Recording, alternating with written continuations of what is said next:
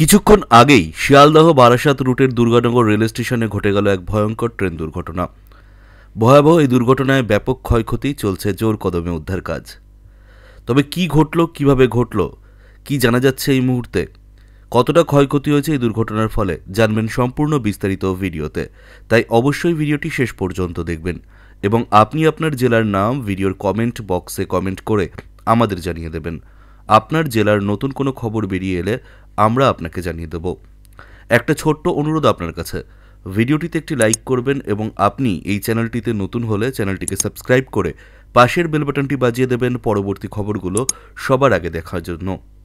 আচমকা break lock, যার জেরে স্টেশনে ঢোকার মুখে লেভেল ক্রসিংয়ে আটকে গেল লোকাল ট্রেন।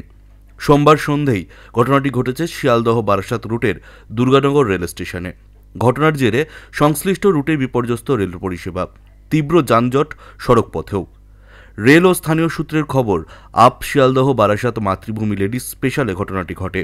এদিন সন্ধে 6:14 ট্রেনটি শিয়ালদহ থেকে ছাড়ে। 6:44 নাগাদ দুর্গানগর রেল স্টেশনের কাছে 1 নম্বর প্ল্যাটফর্মে ট্রেনটি প্রবেশ করেছিল।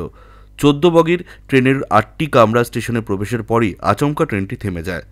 স্টেশনের বাইরে লাইনে দাঁড়িয়ে ট্রেনের বাকি 6টি বগি, ফলে লেভেল ক্রসিংও বন্ধ। ফলে শেষের 6টি বগির যাত্রীরাও ট্রেনে আটকে রয়েছেন। ঘটনার জেরে যাত্রীদের পাশাপাশি জনমানসেও চাঞ্চল্য ছড়িয়ে পড়ে।